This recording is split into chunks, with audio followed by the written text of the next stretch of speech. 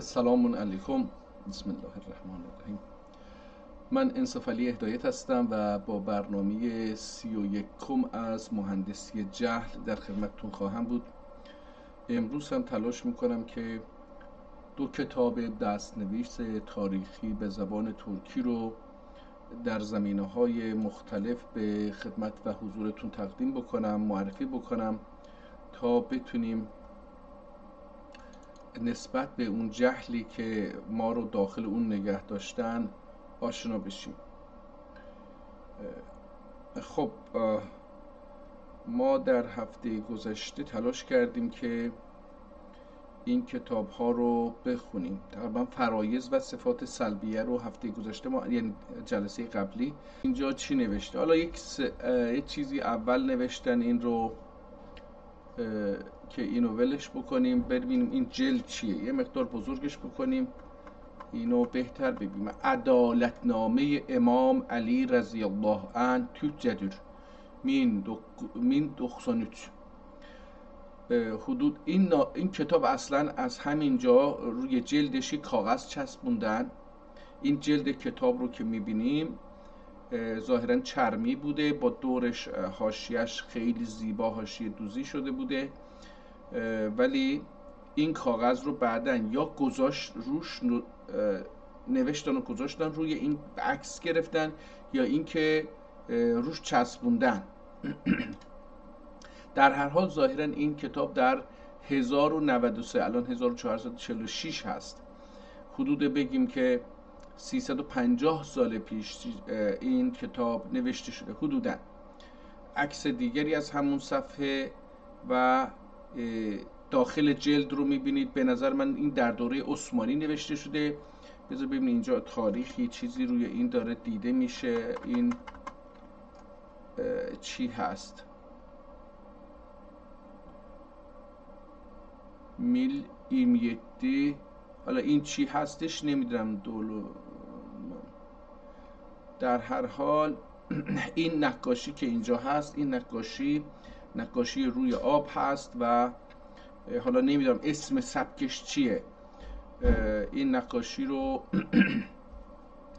روی دوباره اینجا یکی دیگه از همون صفحه رو میبینیم، 21 هرچی هستش اون هست و بعد صفحات بعد رو که سفید گذاشته میشه، چه قبلا گفتیم چرا سفید گذاشته میشه و اینا رو داریم رد میکنیم. برسیم به اصل کتاب. EX بابلیوث ریجن برلین، احتمالا تو آلمان نگهداری میشه. به نظرم اومد که بیشتر به سبک زبان آلمانی باید اینو خون، در نتیجه به نظرم اومد که اونجا باشه. برای همینم شاید نتونستم تاریخ رو بخونم. دوباره اینجا یه چیزی به 14 نوشته، حالا این چی هست اینا رو باز نمیدونم. کتاب به خط خیلی زیبایی و به استاندارد ترکی نوشته شده. به نظرم این هم برای ما یه غنیمتی هستش. پس عدالت نامه امام علی در 170 صفحه. همینجا اسمش هم با مداد قرمز نوشته، عدالت نامه امیر المؤمنین امام علی رضی الله عنه و کرم الله تعالی وجهه.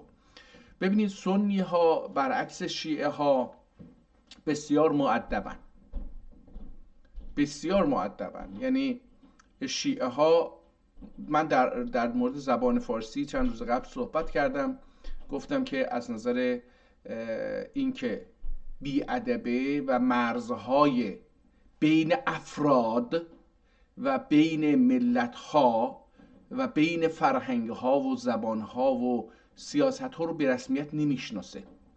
در نتیجه کسی که شیعه شعوبیه رو پذیرفته نسبت به زنش، به فرزندانش، به پدرش، مادرش و همه، و این میگذاره به سیاست، به جامعه، پلیس باشه، به ملت، چیز اینا رو گفتیم که این زبان یک زبان مهاجم بی‌ادب هستش، رسمیت نمیشناسه، در نتیجه حقوقی قائل نیست برای غیر خودش. برای خودش حق قائله که غارت بکنه، چپاول بکنه اینا، ولی برای دیگران برای زن باشه، مرد باشه، بچه باشه، بزرگ باشه، فقیر باشه، ثروتمند باشه، اینها نسبت و سیاستمدار باشه، قدرت داشته باشه، نداشته باشه، و نسبت به حتی ملل دیگر، کشورهای دیگر هم همینطور. مثالهاش هم زدم دیگه اینم.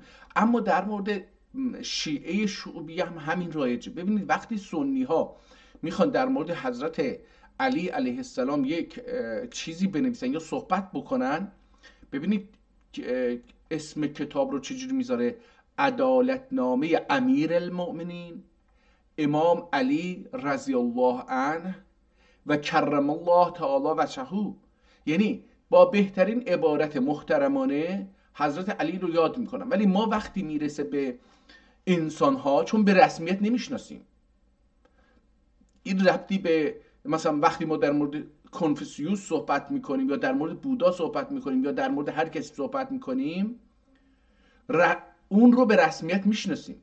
مرزهای شخصی، دینی، فکری، سیاسی، اجتماعی اون رو به رسمیت میشناسیم، در نتیجه توهین نمی کنیم. ولی وقتی شیعیان غالی و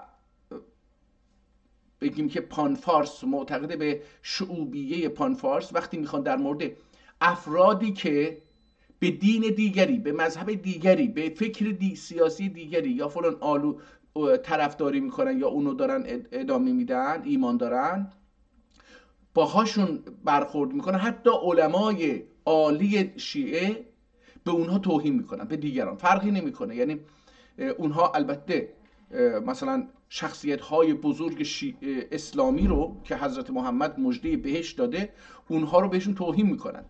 خانواده حضرت رسول رو به غیر از فاطمه و حسن و حسین و حضرت علی، بقیه رو دارن توهین میکنن. اما ببینید سنی ها اینجوری نیستن. سنی ها به همه احترام میذارن، جایگاه تاریخیشو به رسمیت میشناسن، جایگاه سیاسیشو، جایگاه دینیشو، جایگاه اجتماعیشو به رسمیت میشناسن و بهش احترام میذارن.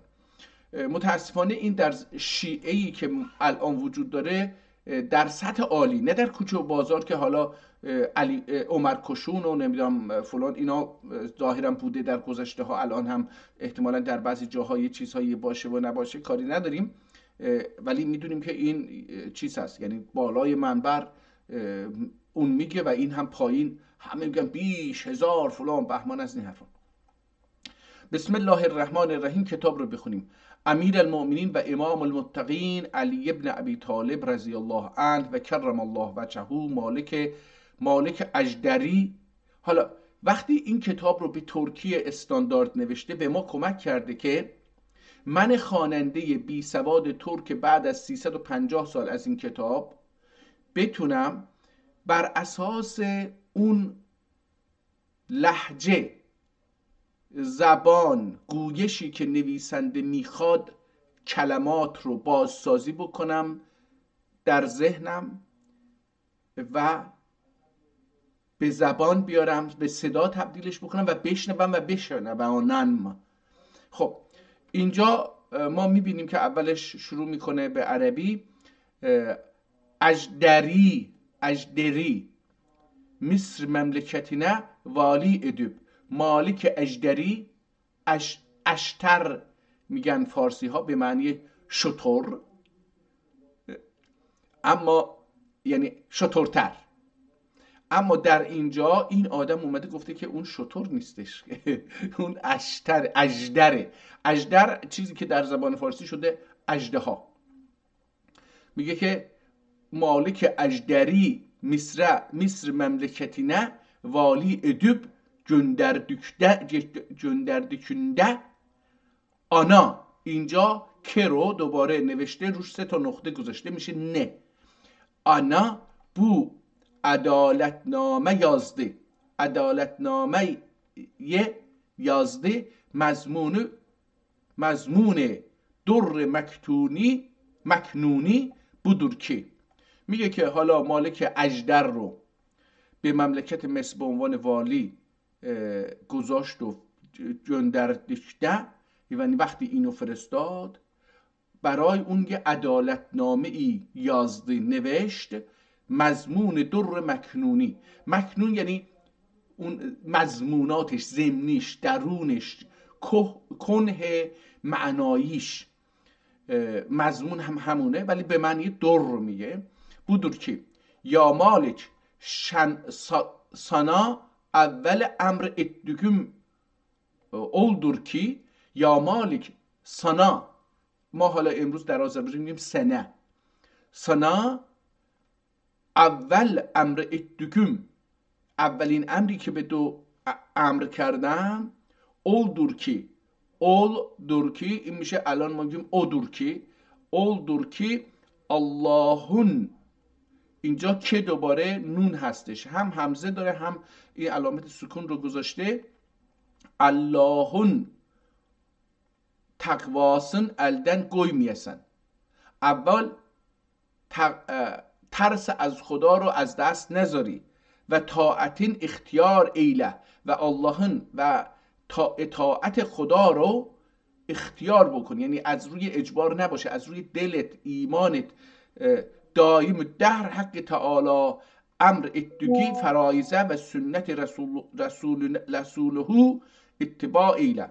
دائما دائم الدهر روزگار، یعنی تا زمانی که زنده هستی هر لحظه اون را، هر دهر حق تعالی امر اتگی به اون چیزی که خداوند الله تعالی، حق تعالی خدا رو حق میدونه دیگه. این در تنها حقی که معتقدن در اسلام وجود داره و باقی هست حق تعالی یعنی خداست. حق تعالی یعنی حقی که خیلی بالاست. حالا اینو در ترکی ما میگیم اولو حق، یعنی اولو به معنی تعالی هستش. امر دیگه فرایزه، هر فرضیه ها، هر فرایز به معنی واجباته، هر فرایزی که بوده و سنت رسول و سنتی که رسم رسومی که حضرت رسول داشته اون رو میگه چیکار بکن؟ اتباع ایله، از اون تبعیت بکن، پیروی بکن که هیچ kimsene سعادت ارمدی.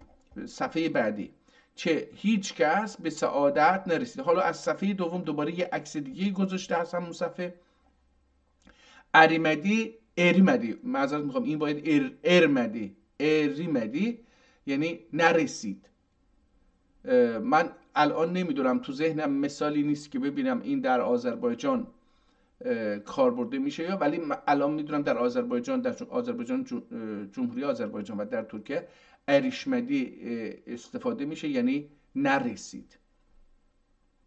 خب ایلا آنلره تابع المغله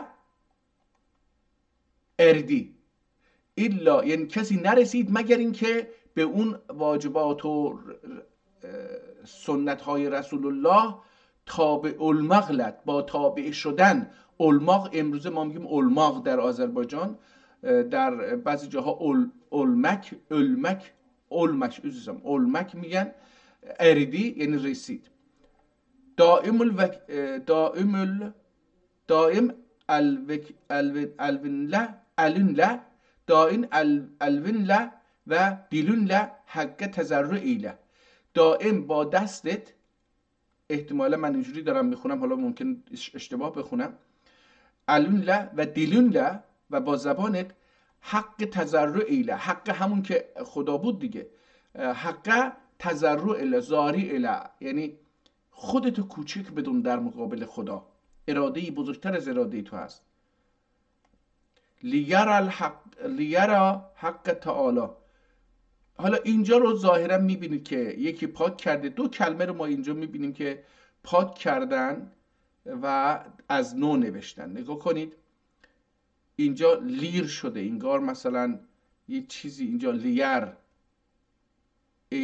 لیر حق تعالی.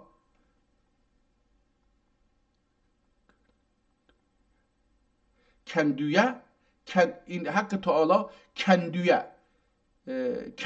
کند گفتیم که یعنی خود شخص.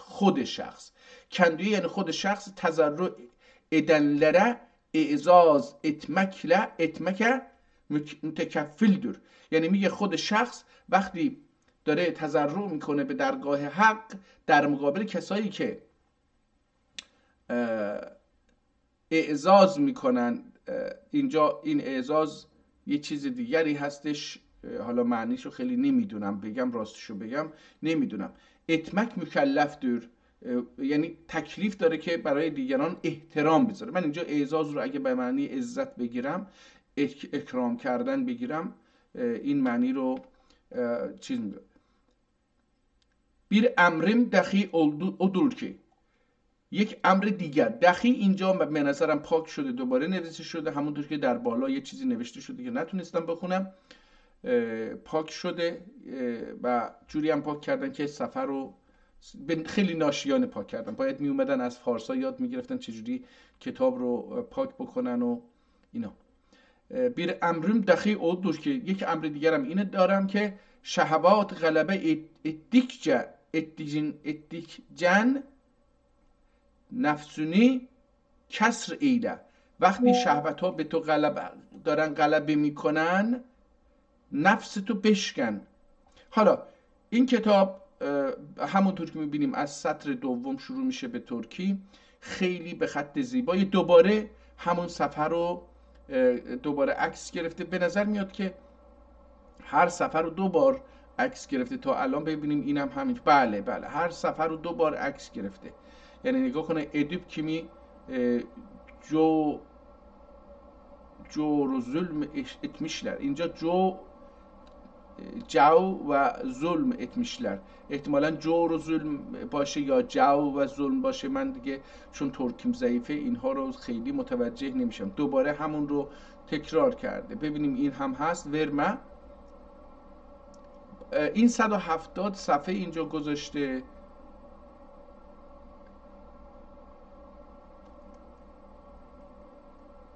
به نظر من دارم چیز میکنم که ببینم دوباره. بله من تا اینجایی که دارم میبینم هر صفحه 2 بار تکرار شده. yücesin ve seni vali eden senden yücedir. تو دارای مقام عالی هستی. yücesin یعنی دارای مقام عالی هستی، ولی اون کسی که تو رو والی گذاشته اون از تو بالاتر، یعنی خود حضرت علی.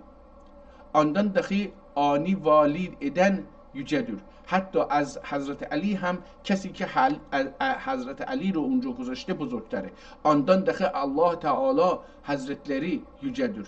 یعنی میبینی که داره میگه که به بله تقریبا تمامی صفحه ها 2 بار گذاشته شده.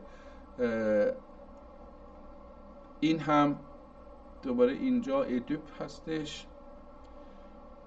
کتاب بسیار با خط زیبایی نوشته شده، خیلی به راحتی قابل خواندن هستش، به استاندارد و علمی نوشته شده و تخصصی چرا میگم؟ برای اینکه این یک در مورد عدل و عدالت و امور سیاسی، در اداره امور سیاسی هستش به عدل.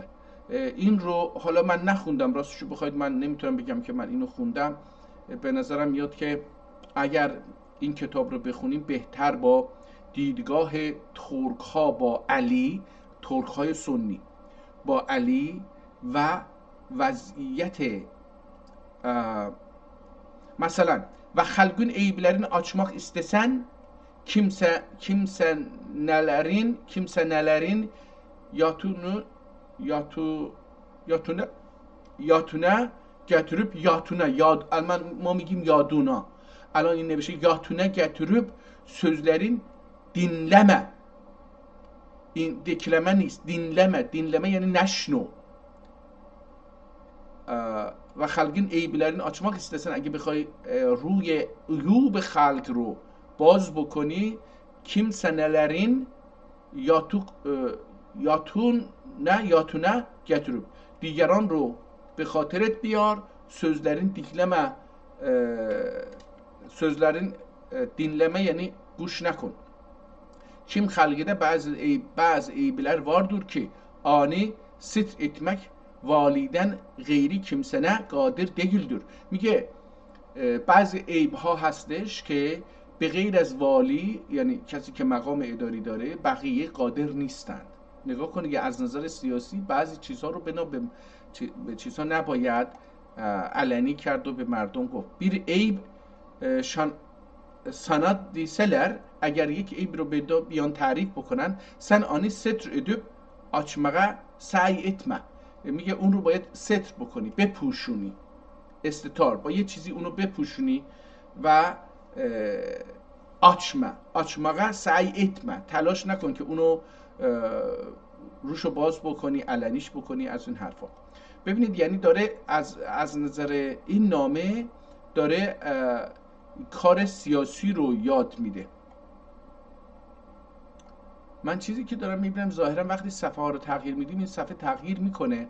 اینجا 170 گذاشته در حالی که اینجا 170 نیست. اینجا در اصل بگیم اگر 60 تا باشه میشه 80 تا باشه میشه 160 تا، این 85 تا ایناست. مثلا 85 صفحه است که شده 170 صفحه. برای اینکه نگاه کنید دوباره همینه، یعنی سن مدهنده senin metninde ifrat ile mübalağa etmeyeler. حالا پشت صفحه قبلی چی گفته بود؟ و مصاحبه‌لری نه تعلیم ایله، و به کسانی که در اطراف دارن کار میکنن بهشون یاد بده که senin مدهیلرین افراطی لمبالغه etmeyeler، در مدح و ستایش تو زیاده روی نکنن. که در ایران یک کار مرسومیه، وقتی یک سیاستمداری رو کار میاد یه حزب درست میکنه و همه دنبال اون هستن، دوباره وقتی اون میره بدترین آدم میشه و حتی ممنوع تلویزیون از این حرفا میشه.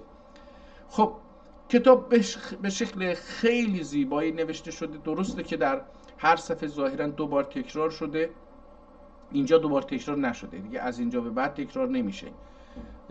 اینجا صالحه و از ادب مصاب و معجور اله آنی بزمغله.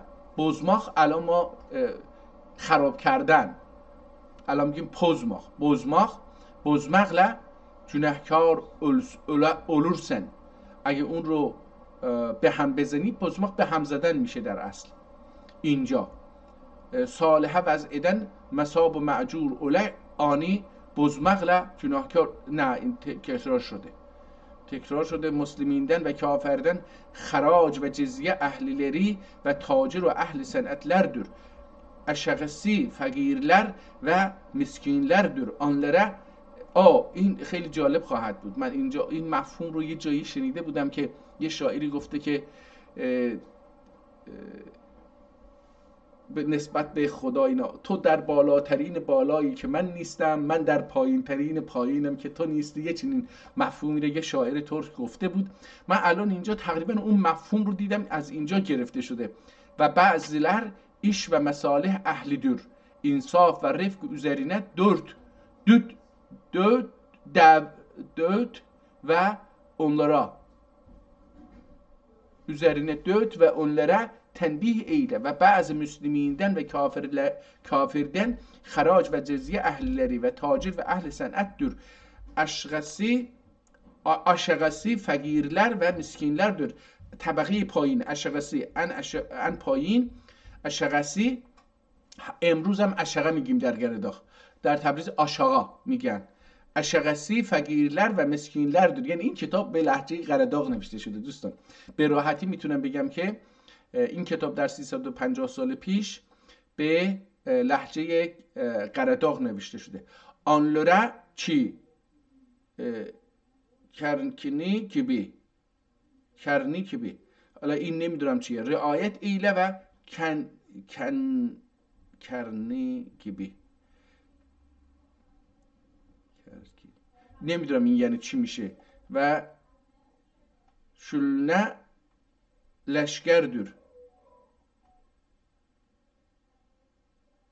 حالا اینجا گفتم قرداغه ولی من الان متوجه بعضی از کلمات نمیشم. حالا این کتاب رو دوستان نمیتونیم بگیم درون دینیه، برای اینکه مربوط به سیاسته، مربوط به رفتار یک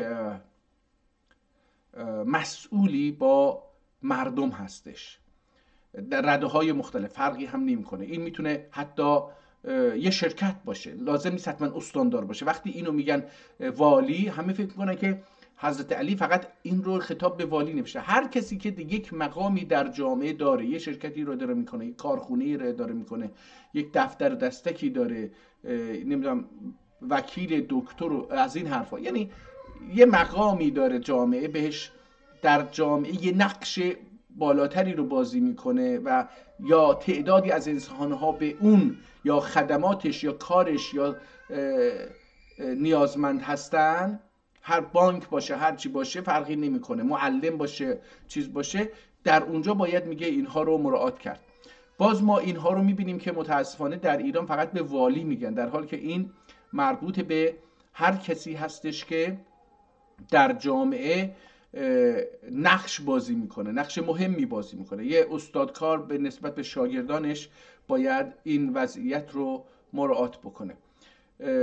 حالا این تاریخش رو اول دیده بودیم، ببینیم کسی ترجمه که کرده. آیا چی شد؟ چرا اینا سفیدن دیگه؟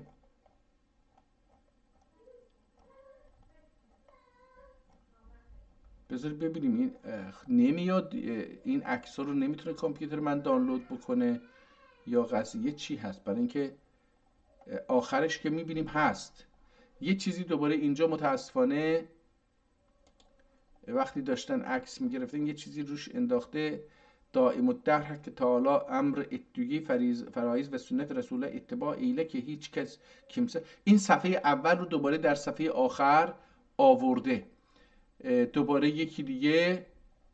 این جلد آخرشه که داریم میبینیم. اجازه بدید من اینو کوچیکش بکنم که بتونیم.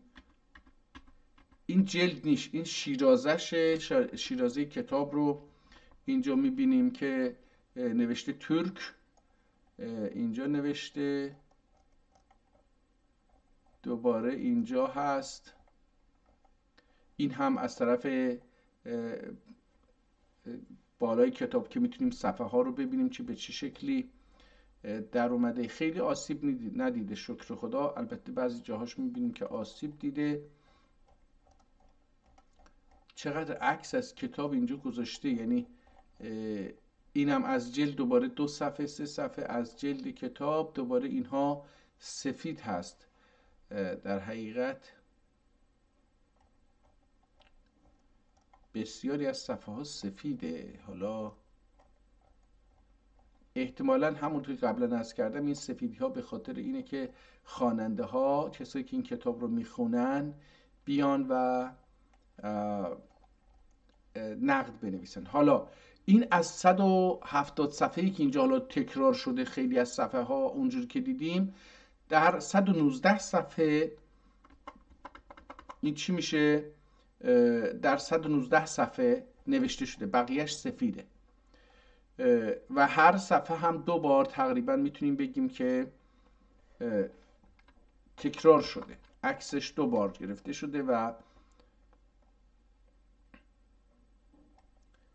ببینیم اینجا: وردوکی نعمتی تمام ادوب اتدگی کرامتی مضاعف اده بنیم دخی و سنون دخی آخر میزی سعادت له و شهادتی له ختم ایلیه زیرا بن و سن آنا محتاجز. آمین یا رب العالمین و یا رب العالمین و یا خیر الناصرین به حق سید المرسلین و الحمدلله رب العالمین تم به اون الله. خب متاسفانه اسمی از نویسنده نه در اول کتاب دیدیم و نه در آخر کتاب. بازم اینجاها یه مقدار به نظر میاد که دست برده شده، تغییر دادن، برای همین سیاهی کلمه رو اینجا میبینیم. البته این رو بگیم در گذشته کتاب ها رو میدونید که با دست می نوشتن، یعنی این کتاب دستیه، با قلم می نوشتن. چه خط زیبایی هم داره. احتمالاً بعضا این رنگ جوهر اگه دست میخورد یا چیزی میخورد این میپاشید دیگه، با دست یا هر چیزی که بود اگه میخورد اون چیز میشد. ولی اینجا میبینیم نوشته شده، یعنی من اصلا میبینم اینجا قلمش پررنگتر شده نسبت به قبلی و یا کلمات رو تغییر، مثلا تعلل اینجا رو نگاه، این کلمه به نظر من اینجا تغییر کرده. دوباره همین، البته همون عکس قبلیه دیگه، یعنی این صفحه از همون صفحه است. اینجا رو نگاه کنید، مثلا هیچ کاری نشده، خیلی زیبا دیده میشه. خب پس این کتاب مربوط به استانداران نیست، مربوط به هر کسی که ارباب رجوع داره، با یکی دو نفر زیر دستشه یا بهش مراجعه میکنن، یه چیزی میخوان ازش بخرن، بقال باشه، چقال باشه، نمیدونم رئیس یه شرکت باشه، رئیس دولت باشه، رئیس جمهور باشه، هیچ فرق، وزیر باشه، نماینده مجلس باشه، اینا مربوط به همه است. متاسفانه در ایران اینها رو تبدیلش میکنن به اینکه فقط به یک فرد گفته شده. حالا کتاب بعدی که میخوایم معرفی بکنیم در رابطه با شفا منتخب طب. این اسمش معلومه، وقتی اسم کتاب رو میبینیم شفا مربوط به ابو علی سینا هستش. من فکر میکنم تنها کتابی که اسمش شفا هست ابو علی سیناست، فکر میکنم، شاید بقیه گذاشتن، اگرم گذاشته باشم به تبعیت این که از معروفیت اون استفاده بکنن این کارو کردن. ولی این منتخبه، یعنی خلاصی از اون چیزیه که اونجا نوشته شده. این ابعادش رو نوشته که 287 فکر میکنم میلیمتر در 182 میلیمتر. حالا اینجا دیگه چی هست اینا رو متوجه، احتمالاً این جلدشه، مثلا اینم برگهاشه. 166 تا گفته اینجا برگ داره، هر صفحه 21 سطر، اسمش هم منتخب شفا با رنگ قرمز نوشته شده. دوباره این گفتیم کتاب‌های پزشکی که تا الان ما اینجا خوندیم تقریبا همه رو این شخصیت که خدا بیامرزتش، چقدر آدم مثلا 300-400 سال پیش چقدر آدم فاضل و بخشنده‌ای بوده و بخششش رو هم نه در این که بره یه خونه بسازه، مدرسه بسازه، اومده کتاب‌ها رو بسیار گران میخره، میخونه، استفاده میکنه و میده به کتابخونه مسجد. با حقیر فقیر پرتقصیر از سید الحاج عبدالقادر المعروف به امیر خواجه کمانکش الاسکداری bu kitab-ı müstedabi mülkümden ihraç edip Üsküdar'da valide-i atik cami şerifi şül şert ile vakf eyledim ki. حالا این رو دفعه ها خوندیم دیگه. این جناب حاج عبدالقادر معروف به امیر خواجه کمانکش اسکداری که خودش پزشک بوده، این کتاب رو خریده، استفاده کرده، داده به والده عتیق جامع شریفینه، یعنی مسجد والده عتیق شریفه، این رو وقف کرده، شروطی هم براش گذاشته. حالا این اومده این کتاب رو ببینید با چه خط زیبایی نوشته شده. یه مقدار به نظر میاد که رنگ کتاب در اثر کهنگی و ساییدگی پریده. اولین صفحه رو اگه نگاه بکنیم، اینجا صفحه نوشته شده البته بلغم اولور دنسه نلردür. حالا اینو من اگه بتونم درست بخونم، اجازه بدید ببینیم میشه با اینو با وقتی بزرگ کردیم بخونیم. ببینید اینها چیزایی که من دیگه نمیتونم معنیشو بفهمم. این بعله بکلرجه بکوجه این چی هست، مثلا به معنی چیه نمیدونم. این داروها رو اینجوری گفته در مورد یک بلغم اگه باشه، بلغم oturul nesnelerdir.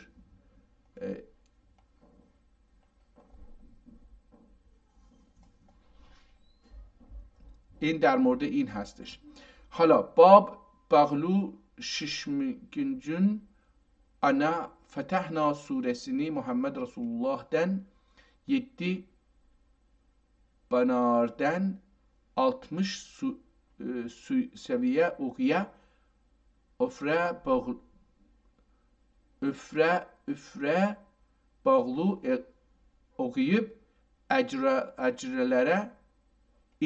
icrelere Allah inayetinde cezale.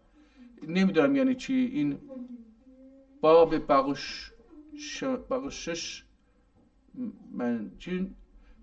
Aha, ehtimalen bab bağışlaşmak için İnna Fetehna suresini Hazreti Muhammed Resulullah dedi ki banarden ya bunlardan 60 suya okuşmuş, alınmış suya. Yani به اون آبی که حالا گرفت توی ظرف هستش بخونه اقیه üfre püflüye yani beş fut bokone bağlı ogib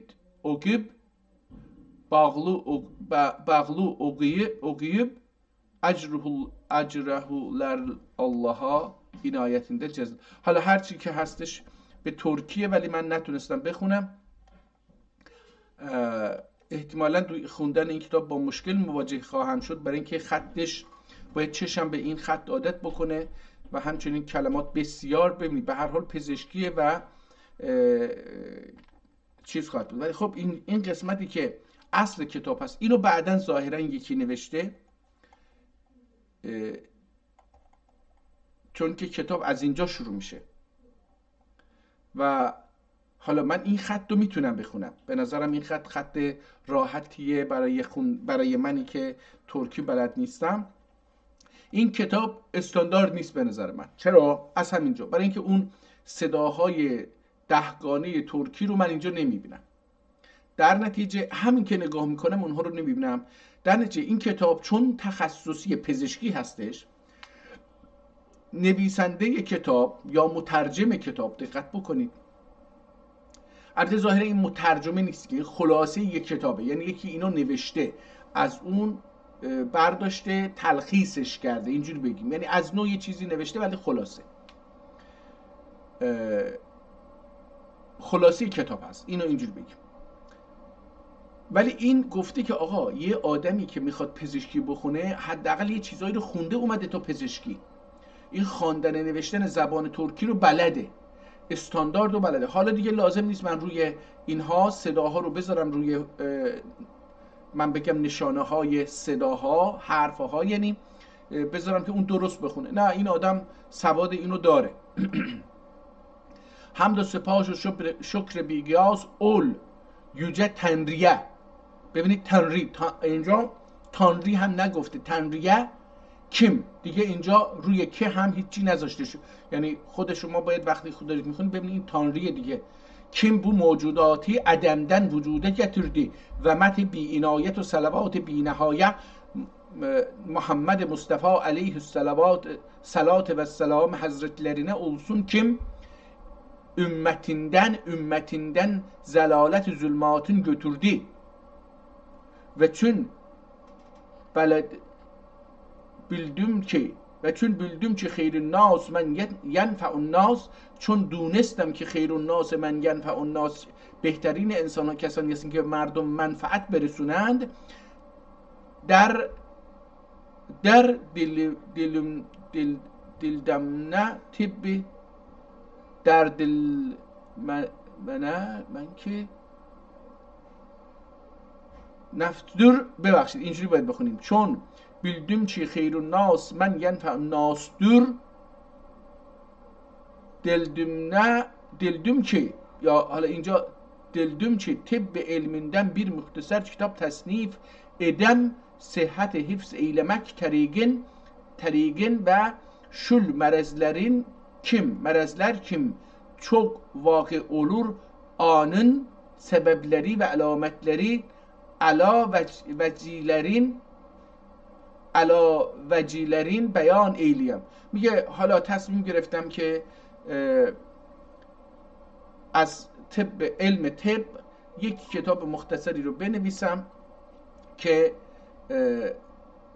چیزهایی که بر بیماری هایی که بیشتر دیده میشه علایم اونها رو، راه های جلوگیری از اونها رو، درمان اونها رو بنویسم. میبینی که از همون کلمه اول که حمد سپاس و شکر بیگاس رو میگه دیگه شروع میکنه اول یوجه تنریه، اون خدای اولو الله، اینجوری بگه اولو تنریه، اصلا اولو تنریه.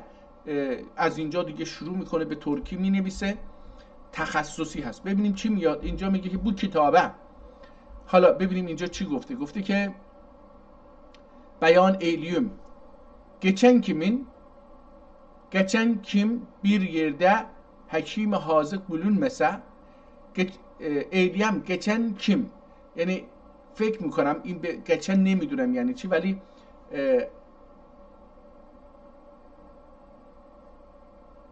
یعنی فرض بر این که من اینجوری میکنم یعنی geçmah اگه بذاریم بر bir yerde حکیم حاذق bulunmasa اگر یک حکیم با تجربه دیده پیدا نشه در یه جایی bu مختصر ایله عمل ایلیه‌ler با این مختصر با این خلاصه رفتار بکنن عمل بکنن حق تعالی صحت ابدی و شفاء نامتناهی روزی گله حق تعالی دوباره گفتیم حق در کتاب قبلی گفتیم که حق اینجا چیه حق اولو حق صحت ابدی و شفاء نامتناهی یعنی انشاءالله بدون تا آخر عمر روزی گله روزی رو میدونیم فارسی عربی همش دیگه این روزی هستش روزی گله یعنی روزی قرار بده رزق قرار بده روزی به غیر از رزق هستش روز کلمه‌ای احتمالاً از همین ساخته شده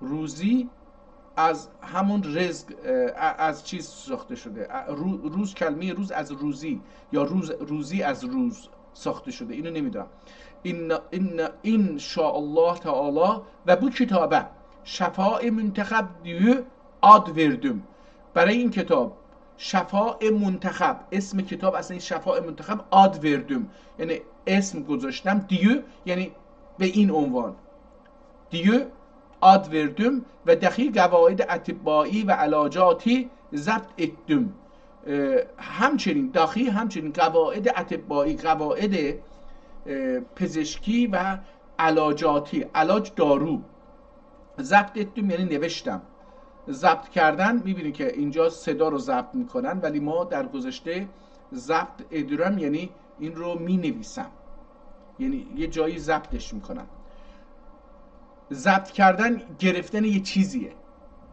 مثلا فکر بکنید که مثلا میگم در گذشته وقتی الان هم اینجوری وقتی جنگ میکنن میرن یک جایی رو میگیرن دیگه اموالی رو میگیرن و اینا این میشه ضبط کردن میگیرید مال شما میشه اینم اومده اون فکر رو اون دارو رو روی کتاب گذاشته دیگه نمیتونه حرکت بکنه اونجا باید بمونه تا که تشخیص امراض و طریق علاج الدن جلدیگینce آسان öleler تا اینکه تشخیص داروها و راه درست کردن داروها تا اونجایی که از دست برمیاد آسون بشه الدن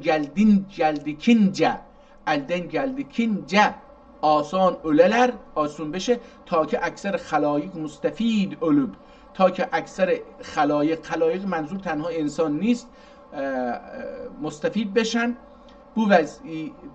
bu ضعیفی خیر دعادن unutmeyeler این ضعیف رو یعنی من رو که نویسنده این کتاب هستم از دعای خیرشون فراموش نکن unutmak نگاه بکنید دوستان unutmak الان ما یاددان çıkartmak دیروز اما unutmak داره این اواخر خیلی جاش میگیره unutmak unutmeyeler یعنی چیز نگاه و bu کتابی 3 بخش eledik این کتاب رو 3 بخش کردیم اول بخشی 2 بابdır خود بخش اول یعنی 2 باب داره باب اول tibbün ilmin bildirir بخش اول در مورد بیان و توضیح طب علم طب هستش باب ثانی در همین فصل اول tibbün ilmin bildirir چه فرقی داشت بین باب اول و بین باب دوم من متوجه نشدم باب دوم هم در مورد طب علم طب صحبت میکنه ikinci بخش دوم کتاب غدالرین ما الان در ایران به تبعیت از فارس ها و عرب ها غذا میگیم در حالی که در زبان ترکی داره اینو غدا میگه غداların یعنی yemekler و şerbetlerin içmekler شربت شیرین از احتمالا از کلمه شیرین بیاد که شیرین نیست درش شربه ببخشید از کلمه شرب میاد یعنی نوشیدنی ها غداların ve şörbelerin ve adviyenin aslin bildirir. بحث دیگر یعنی بخش دوم کتاب در مورد خوراک ها و نوشیدنی ها و داروها، ادویه میشه فلفل و اینجور چیزا دیگه، میدونید اون چیزا. حالا ادویه گفته میشه در اونجا. ادویه یعنی اصلین بیلدرور، اونها رو اصلشون چی هست، یعنی چه کاربردی داره در درمان امراض، اونها رو میگه. و üçüncü و سومین بخش کتاب مرضlerin sebeplerin ve alametlerin ve alaclerin bildirir. بخش سوم کتاب هم در مورد عوامل بیماریزا و علایم بیماری ها و داروهاشو بیان میکنه. حالا برمیگرده به باب اول که گفت طب علمی bildirir، میخواد از اونجا شروع بکنه. باب اول طب علمی bildirir. Gıda kim yenir mədədən həzm olub qeynamış ərir suyu gibi قینمش ابدر سویی gibi. حالا اجازه بدید یه ذره اینو بزرگ بکنیم که ببینیم چیه. قینمش ابمر سویی gibi غلیظ olur. نمیدونم حالا این چی هست، این اسم یه چیزیه. یه چیز رو شما اگر بذارید بجوشه غلیظ بشه، مثل اینه. قینمش این ابرم چی هست، سویی gibi غلیظ olur. این حالا میگه غذا رو چیکار میکنید؟ غذا رو وقتی میخوریم میگه در معده هضم میشه و تبدیل میشه به این که غذا رو گذاشتید جوشیده و در آب غلیظ حل شده و غلیظ شده. خب مثل میگه در معده غذا به این شکل در میاد. آنا کیلوس دیرلر، به اون کیلوس گفته میشه. اسم تخصصیه دیگه به این غذایی که الان در معده تبدیل شده به یه چیزی که به هم ریخته و یه حالت غذا نداره دیگه، این رو غلیظ شده، میگه کیلوس میگن. derler. Senin mideden ya derler sakin mideden cigere varanda hazm olup ve onda حالا سنکی یعنی سانکی از معده بیاد داخل جگر و هضم بشه و از این حرفا. خب این کتاب رو میبینیم که حالا من اینجا میخواستم این ببینیم که این چیان اینا دیگه خیلی روی این چیز نکنیم. 170 صفحه هست دوستان. البته اینجا گفته 340 صفحه، ولی اینجا داریم میبینیم 170 صفحه، برای اینکه در هر صفحه دو تا ما الان در این اینترنت که داریم میبینیم این رو 2 صفحهش رو میبینیم. نگاه کنید این 2 صفحه اینور و اینور رو داریم میبینیم. در مورد پزشکی هست و خلاصه از کتاب ابو علی سیناست که یکی نوشته. خیلی به خط زیبا، قابل خوندن، قابل درک نوشته شده. البته که چون تخصصی و علمی هستش، زبان ترکی ببینید در بیان این توانایی رو داشته. در 300 سال پیش، 400 سال پیش، حالا ببینیم اینو تاریخش رو ببینیم، میتونیم یه تاریخ پیدا بکنیم در چه سالی نوشته شده. من دوباره برگردم اول ببینم که این یه چیزی پیدا میکنم که ببینیم این اولش رو. حالا اگه میشد اینجا رو بخونیم بهتر میبود. اینو یکی دیگه نوشته، احتمالاً کسی که این کتاب رو وقف کرده خودش نوشته یا یکی دیگه نوشته بعداً. چیزی رو من در اینجا نمیبینم. بریم صفحه مثلا 50 رو ببینیم تو 50 چی میگه. خب 50 رو هم یه ذره ازش بخونیم. کتاب خیلی خوشخط نوشته شده، خیلی هم خوب مونده، شکر خدا. یه کتابی که گوگیا ایچرولر تا ماد ایچرولر یعنی بنوشانندش. حالا نمیدونم به فارسی نمیتونم. ایچرولر انگار مثلا یکی مریضه باید بهش یه چیز رو بدید بنوشه، حتی به زور. Güya içirirler ta madde illet baştan öndere ve teni iride. Teni iride. İritmek, iri yani bozorg. İritmek yani به تن قوت دادن و فاسد خلطیlerden یارپوزی و سعتری و آقرگرهایی سرکه ile گینده. حالا داره میگه که چیکار باید بکنن. تنی اریده اریتماخ هم همچنین میشه که پاک بکنه. خب اریتماخ ما الان مثلا آهن رو اریتماخ میکنیم، یعنی این رو آبش میکنیم، ذوبش میکنیم. خب در این حال این اریتمک جدا کردن یه چیزی از هم هستش. یعنی مثلا فرض کن برنج رو تمیز میکنیم، داخلش فضله موش و نمیدونم سنگ و کلوخ و خاک و اینا نباشه، اینم اریتماخت، دوباره اریتماخته. اریده یعنی پاک بکنه، تمیز بکنه. و فاسد خلطیlerden و اون خلطهای فاسد، اون چیزی که نمیخوایم، خلط به هر حال فاسده دیگه خودش. خلطیlerden یارپوزی، یارپوز پونه، سعتر نمیدونم چیه، آقرگاهایی، آقرگاها، آقرگرها، این یه حالا نمیدونم گیاه چی هست دیگه. سرکه ایله گینده، با سرکه این رو بذارم بجوشه و آغزونده دوتلرگی فایده اده. حالا این چی هست من دیگه نمیدونم.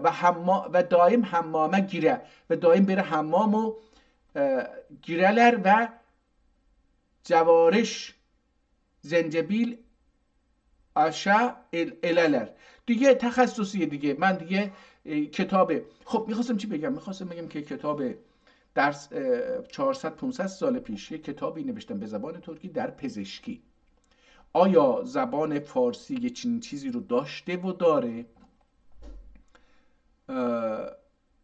خیلی به خط زیبایی. من هنوز که این کتاب رو در صفحه حدودا میتونم بگم که این 51 که یعنی 102. من در 102مین صفحه این کتاب هستم. اینجا میبینم که یک چیزی چیز شده، آغزنی، البته میتونم بگم آغزنی. این کتاب سیاسی نیستش که خیلی دست ببرن توش. در نتیجه من فکر میکنم که این فقط یه غلطی رو گرفتن اینجا. حالا اینجا دارویی رو گفته، منافع اون رو داره بیان میکنه. ما دیگه چون تخصصمون هم نیست و علاقه هم البته نه اینکه نداریم، عوض شده خطش، از یه جایی خط کتاب عوض میشه. اونجا خیلی بهتر از این خط بود. البته اینم قابل خوندن هست، خیلی هم زیبا و بزرگتر از اون نوشته شده، ولی اون خط رو من بیشتر میپسندیدم. اون نویسنده هر کی بود. حالا جداولی هم داره. حالا اینجا کتاب ها خوب شد که اومدیم عقب ببینیم که اینجا چیه. جداولی داره. بذارید ببینیم.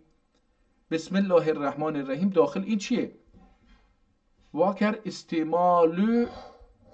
استعمالو کشی اکسه استمادن بری اوله و اگر سیر و اکسه شفا بوله و آنه و اگر باید باشه و اگر سیرو اکسه شفا بوله الله تعالانون فضلیله و برکاتیله. دعا بودور. اون دعایی که میگه حالا این دعا رو بخونید تا شفا پیدا. بسم الله الرحمن الرحیم. یه دعایی رو اینجا نوشته. این صفحه تا اینجا میاد. حالا ببینیم اینجا چی گفته. گفته که نوع آخر bu 12 ismidir. این در آخر نوع دیگر هم 12 اسمه که her kim bu eşkali ayın 10. gününde yazdırsa ve belsine götürse ve bilesine götürse ta اون رنجیندن امین اولا. حالا میگه اگر این رو در بو اشکالی، یعنی اون شکل ها رو، احتمالا این شکل بعدی، صفحه بعدی رو بنویسه در روز دهم ماههای عربی البته 10. gününde yazdırsa اونو بده بنویسن. yazdırsa یعنی بده بنویسن، خودش ننویسه منظورش احتمالی نه. و بلسنه götürse و بیلسینه götürse و اگه برداره از طاعون، رنج طاعون امین اولا یعنی در امان بمونه. Bu sahifede yer az qalmağın şekli şerifi qarşı dahi صفحه yazıldı. میگه چون در این صفحه خیلی کم بوده، جا نبوده که اون اسامی که گفتم رو بنویسم، در صفحه مقابل می نویسم. شکل şerife qarşı sahifede yazıldı. Gayet nafi ve mübarek şerifesine nesne şerif nesnedir kimse زینهار به زینهار شک و شبهه اتمیه. دیگه میگه در مورد این شک و شبهه نکنید که اتمیه yer امن در این چیه؟ در العیاذ بالله غایت مجربدür. والله تا حالا میگه اینم یه چیزی نوشته، نمیدونم از ابوالسینا هست یا خود این آدم نوشته، یه دعایی بوده که میگه این رو حالا در مورد طاعون گفته. نگاه کن اینجا بیماری طاعون رو میبینم، ببینیم. و بعد این داروهایی که برای طاعون این بالا نوشته، ورم سوداوی علامتی. حالا اگه ورم داشته باشه و سوداوی باشه علامت اون چی هست؟ اونها رو داره میگه. علاج داروهاشو میگه که سودای müsil ile استفراغ اتمک و haftada 2 gün biri ardince kusmak ve müretteb gıdalardan ve şerbetlerden içmek ve suda artırır nesnelerden perhiz etmek. Artırır yani اضافه کننده از اون غذاهایی که صفرا رو زیادتر میکنه، artırır یعنی زیاد میکنه، nesnelerden از اونها perhiz etmek dür ve müretteb hammame girmek ve yağlı dürtmek gerek, yağlı dürtmek gerek, süsen yağı ve hanabiği ve eski zit ve şibroğan veya sayağı veya yağı ve توق. اینا دیگه حالا در مورد اون داره صحبت میکنه که باید نمیدونم غذاهای مرتب یا مرطوب، حتی اینجوری میتونیم مرتب یا مرطوب، نمیدونم، غذاها بخوره و شربتها بنوشه و از اون چیزایی که سودا رو اضافه میکنه پرهیز بکنه. حمام بره و روغن بماله و روغن سوسن، نمیدونم سوسن، حالا سوسامی به این کنجد و اینا سوسامی میگن، نمیدونم منظورش روغن اون هست یا یه گیاهی گل هست سوسن اون هست، نمیدونم، یاغه و حنا یاغه، حالا روغن حنا هم هست احتمالاً، و اسکی زیت، روغن زیتون قدیمی و شیر و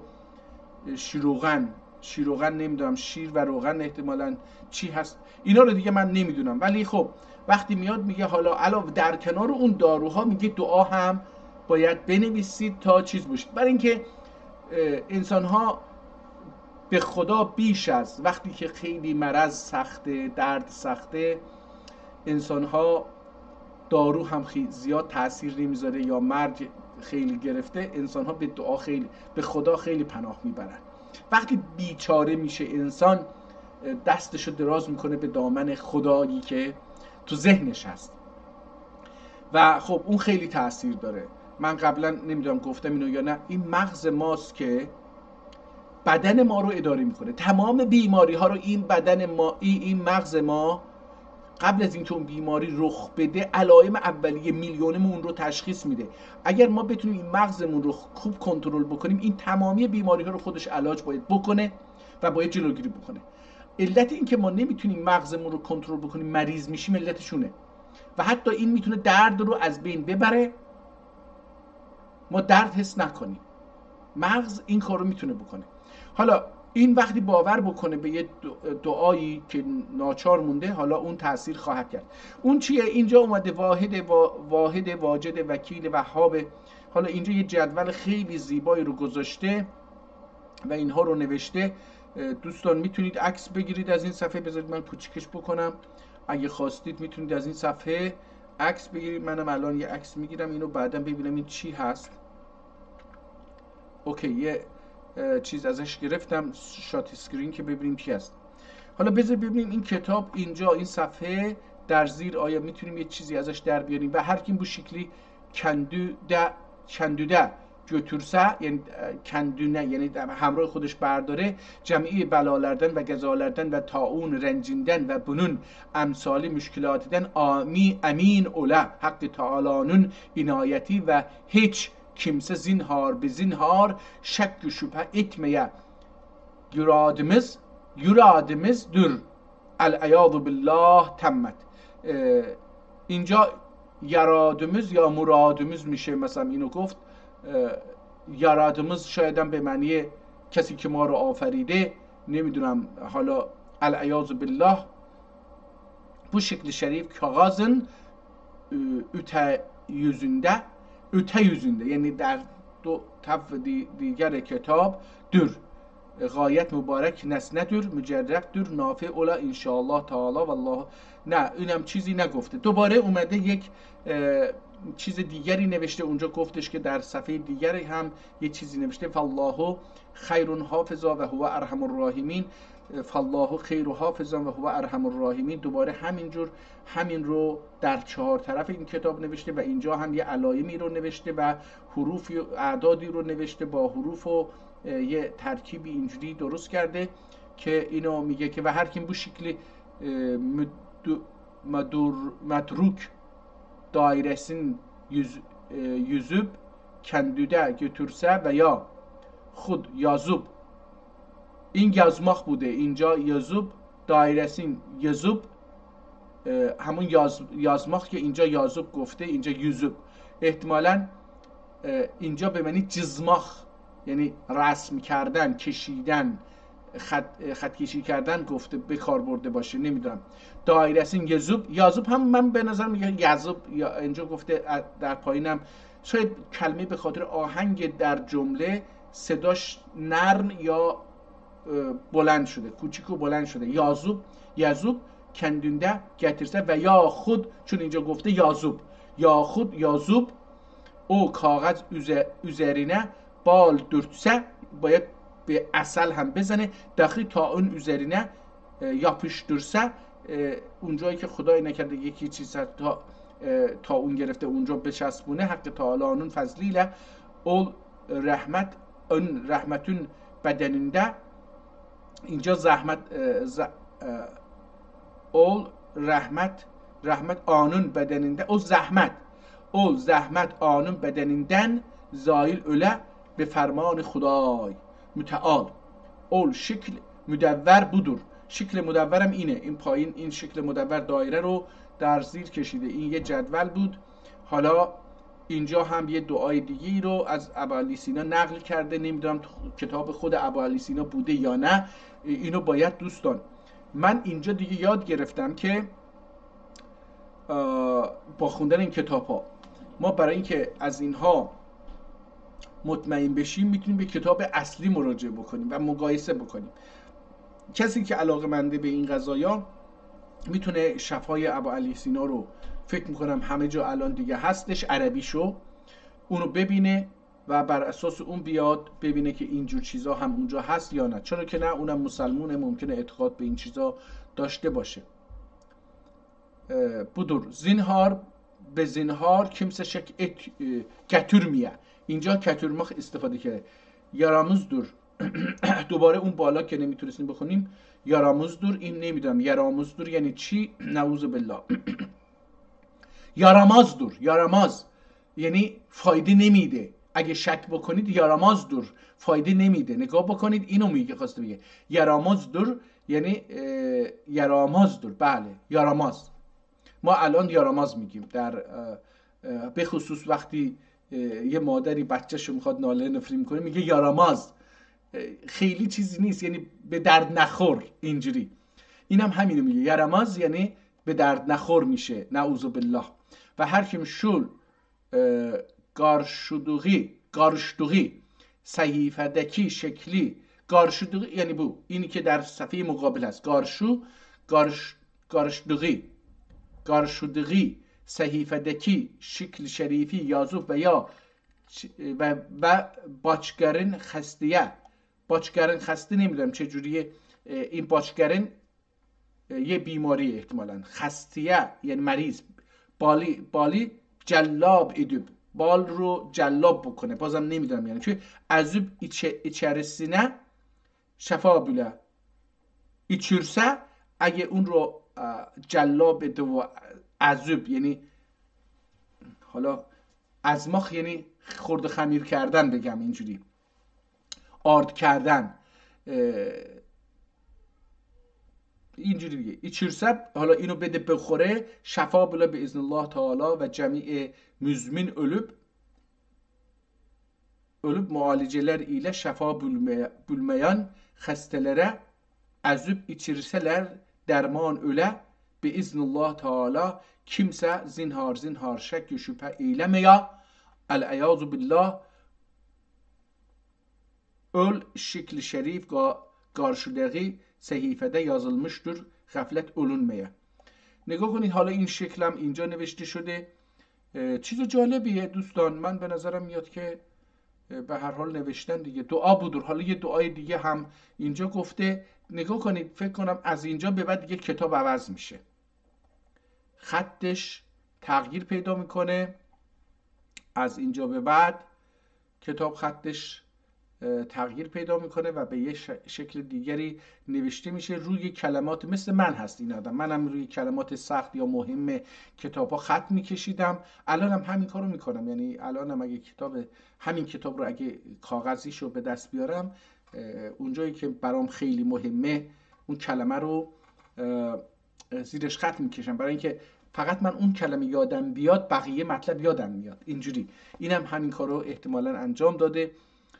در مورد بیماری ها دوباره اینجا یه جدول هایی هم نوشته و تنزل من القرآن ما هو شفاء و رحمت للمؤمنین ولا یزید الظالمین قد.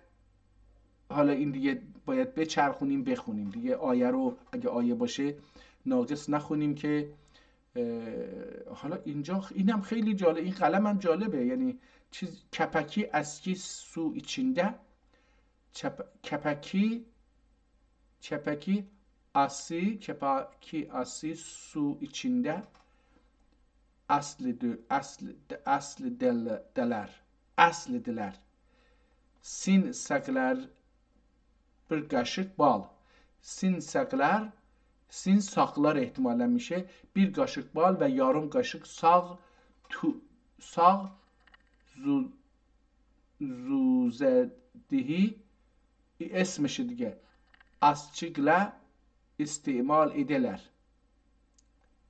حالا اینجا خیلی دیگه تخصصی تر میشه، لغت ها سخت‌تر میشه. اینجا هم اومده براش که صفحات قبلی که دیدیم متوجه نشدم حاشیه داره یا نه. اینجا یک کسی یه حاشیه خیلی بلندی براش نوشته که 3 طرف صفحه رو پر کرده. اگه دقت بکنید اینجا صفحه بالای صفحه، پایین سمت چپ صفحه و سمت پایین صفحه رو ادامه تازه داره میده، در صفحه بعد هم ادامه داده تا اینجا.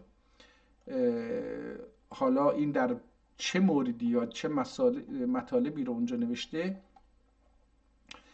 این خط هم خط زیباییه دوستان، البته یه مقدار بازم به نظرم عوض شد ولی خط بسیار زیبا و قابل خوندن هست. منی که ترکی رو نمیدونم و با استاندارد و زبان علمی آشنا نیستم، اگه اینو خوندم دوستان بهتر میتونن بخونن. اجازه بدید من دنبال یه تاریخ میگردم که ببینیم میشه یه تاریخی یه چیزی از این کتاب در بیاریم. تا آخرش که بلغم و اینا رو میبینم دیگه اینها فراسیان چی؟ بذارید ببینیم اینجا چی گفته. الراق İlla lrak ya allarak encir 10 dirhem, hurma 10 dirhem, boy 5 dirhem, boy 5 dirhem, beyan dibi 10 beyan dibi 10 dirhem, persiyavuşan 7 dirhem, kerefs dibinin qabı ve toxmi ve raziyane dibinin qabı ve toxmi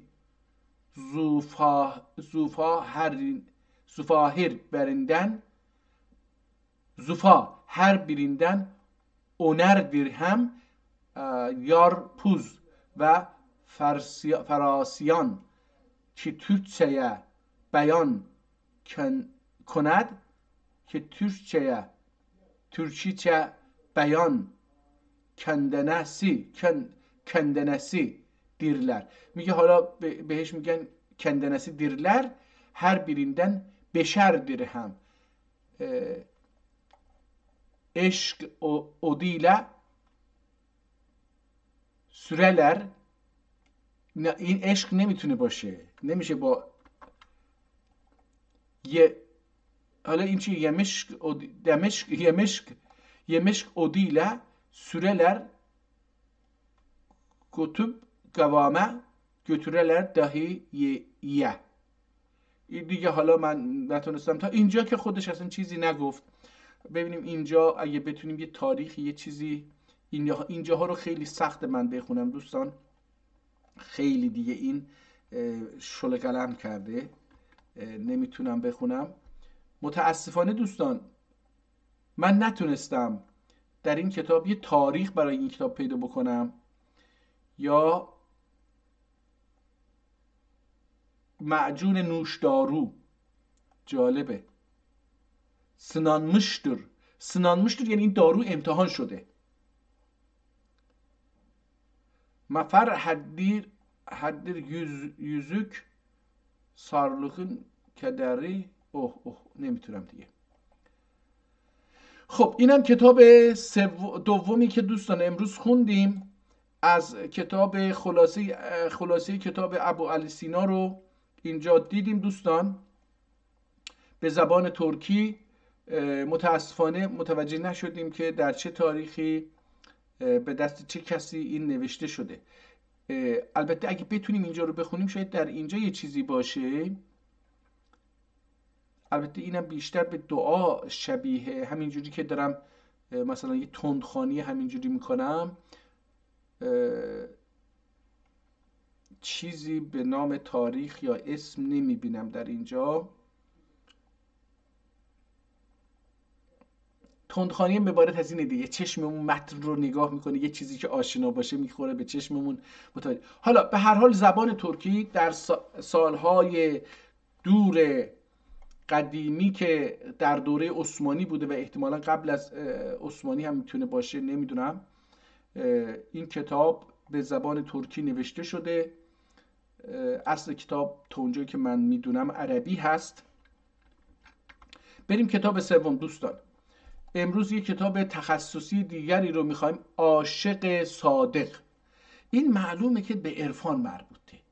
همین عشق رو که میاره، عشق وقتی عشق بیاد دیگه بقیه چی میشه؟ از میدان به در میشه دیگه. کتاب خیلی آسیب دیده. اگه نگاه بکنید کتاب متاسفانه پاره شده. این صفحه اولشه. اما کلنه و رسولینه آنن ادنلردür. از همینجا این صفحه یک گذاشته ولی احتمالا صفحه اولش گم شده. احتمال میدم که صفحه اولش گم شده. این از همون جایی، یعنی صفحه چند صفحه گم شده. از همون جایی که این کتاب رو دستش رسیده صفحه گذاشته. اما bir kafir dami vardır. Kim küfrü kelimdir söyler. Kelime söyler ve o, hala ince çiğe, bildirir ki küfrüden yine rücu edip tövbe ve istiğfar etmez. O küfr keliminin üzerine müsir olur ya Mısır olur, Nauzubillah dünyadan imansız gider. Onlar dahi kafirlerdir. Ama ol münafıklar kim? معلومه که این کتاب خیلی صفحاتش گم شده، صفحات اولش گم شده، و اینکه از نیمه بحث ما هستیم که چجوری شد به کفر رسید و منافق رسید و اینا. معلومه که یه 10-15 صفحه حداقل از این کتاب گم شده.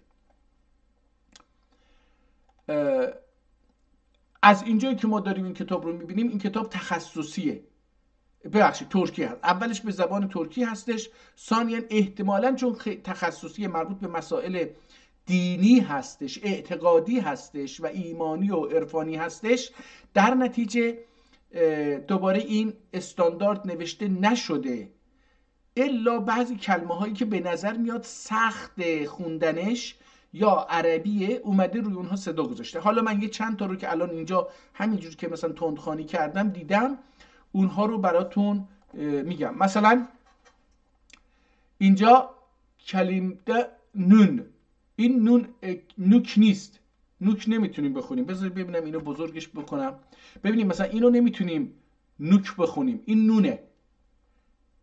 کلمه دونن، یا حالا اینو باید، این کلمه رو ما کلا باید در یکی دو جای دیگه ببینیم. مثلا کفر، کلمه söyler، کلمه اینجا کلیمنون، همین کلمه سخن. ol küf kelimenin üzerine müsir olur، اصرار بکنه. اگر اون کلمه کفر آمیز رو روش اصرار بکنه، مصر olur، نعوذ بالله dünyadan imansız gider. Kider اینجا نوشته. onlar dahi kafirlerdir، اونها کافر هستند. دور، همین دور که ما داریم امروزه هم به کار میبریم، فعله هست، به معنی هست. اما اول münafıklar kim vardır onlar dahi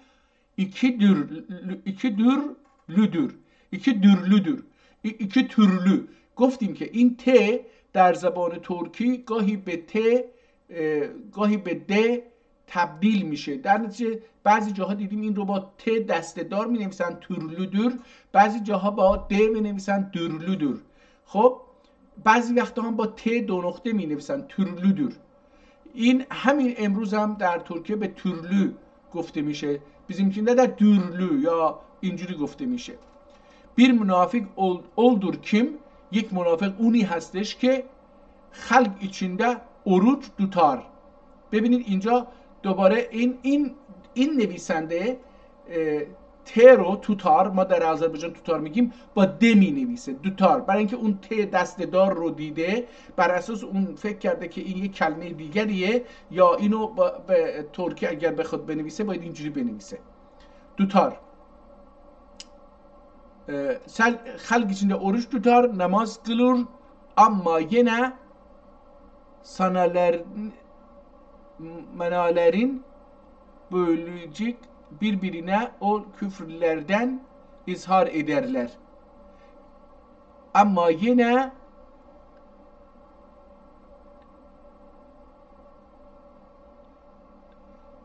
این نمیدونم اینو چی بخونیم اینجا. منالرین بولیجک، یا احتمالاً مثلا بولیجک birbirine، یعنی اونا، حالا نمیدونم منافق ها باید منارلرین بولیجک یعنی پیدا بکنن، بولیجک به محض اینکه پیدا بکنن birbirine ol küfürlerden izhar ederler، وقتی همدیگه رو پیدا بکنن، مثل همکارلرین مثلا. خب اینجوری منتها این سنارلرین، منارلرین، نمیدونم این چی بخونیم بهتره. بولجیک birbirlerine ol küfürlerden izhar eder، میگه همون کفرها رو وقتی به هم دیگه برسن، کفرها رو، در قرآن هم این مفهوم وجود داره، کفر، کلمات کفرآمیز رو یا افکار کفرآمیز رو به هم دیگه اقرار میکنن. ol küfr gelicilerini o küfr celcilerini söyleşirler. Söyleşirlerini به همدیگه میگن، گفتگو میکنن. söyleşi در ترکی یعنی گفتگو کردن، همون چیز مکالمه و گفتگو. söyleşirler آنlar kimlerdir؟ آنlar جبریلیdir. میگه این منافقا کیا هستن؟ جبریلیler. حالا این هر کسی که مخالف این عقیده هست اینها رو چیکار میکنه؟ منافق میگه. این هم یه دیدگاه چیزه دیگه، تعصب مذهبیه. آنلر جبریلر، کسانی که اعتقاد دارن که زندگی جبریه، میگه اینا منافقن. و قدریلر، اونایی که میگن قدر بر حسب قضا و قدر و از این هاست. دهریلر، اونایی که اعتقاد دارن روزگار. و حروفیلر، حتی مثلا حروفیلر هم، اینا مذاهب و نهله های فکری در اسلام بوده. حالا یه فکری با بقیه مخالفه، اونها رو منافق و کافر میدونه. خب اینجا میبینیم که جبریلر، قدریلر، دهریلر و حروفیلر حالا بزرگترین فرد حروفی که من میشناسم این شاعر ترک هستش که حالا اگر اسمش به یادم بیاد، حالا داستانش اینه که در شام این رو دستگیر میکنن و پوستش رو میکنن. شاعر ترک هست، البته شاعر نیست، بعضی از شعرها رو به اسم ایشون گفتن. من نظرم اینه. مثلا وقتی دارن پوستش رو میکنن، اون مولایی که دستور داده، قاضی که دستور داده اینو چیز بکنن و گفته که پوستشو بکنن و گفته اگر این خونش بیفته روی هر کسی نجسه و باید بریده بشه. حالا مثلا خون اون میفته روی انگشت این و باید ببرن مثلا.